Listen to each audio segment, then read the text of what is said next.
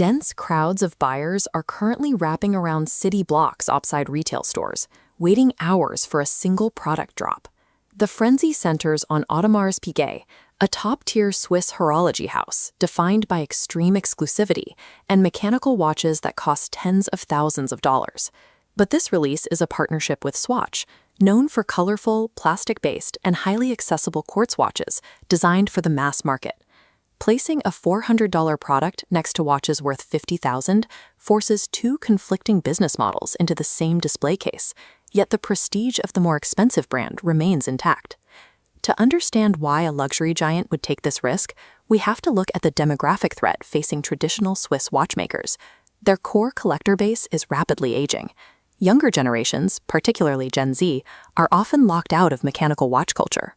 The high cost of entry creates a barrier that prevents new enthusiasts from participating in the hobby.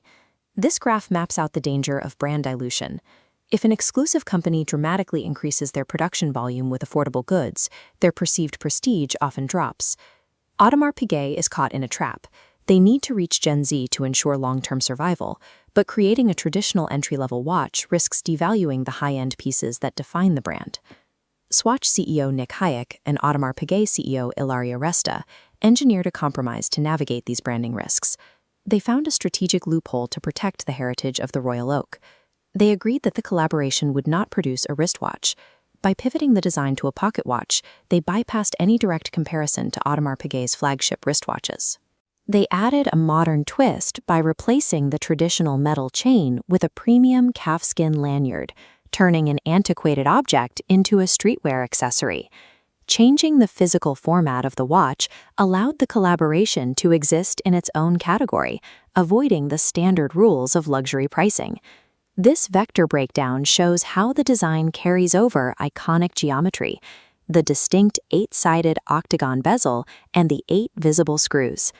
Zooming in, the dial incorporates a grid-like textured pattern known as petite tapisserie alongside high-grade superluminova hour markers. The Swatch influence is visible in the 8 available colorways. These borrow bright, contrasting pink and yellow aesthetics from mid-century pop art. Inside, the watch features a reconstructed hand-wound version of Swatch's System 51 movement, delivering a 90-hour power reserve. They also included a specialized anti-magnetic Mithachron balance spring, a highly technical component that provides both accurate timekeeping and serious mechanical credibility. The white edition even includes randomized colored screws on the bezel, creating over 3 million mathematically unique combinations for buyers. The result is a considered hybrid that combines mechanical engineering with mass-market scalability. The release has caused friction among traditional collectors, who argue that mass-producing a plastic product under the AP name degrades the brand's aesthetic. However, the capital generated by this scale helps fund and preserve the meticulous human skill required to keep high-end Swiss watchmaking alive. This scale represents a tactical gamble. For this release, the brand is betting that a temporary burst of cultural relevance can generate more long-term value than a permanent high-price barrier. Exclusivity is increasingly defined by the difficulty of access during a short window of relevance, rather than the raw cost of materials alone. Audemars Piguet is donating its proceeds from this launch to initiatives that support the transmission of rare watchmaking skills to the next generation. The Royal Pop works by placing mechanical engineering and Swiss heritage into a format that fits naturally into a younger collector's world.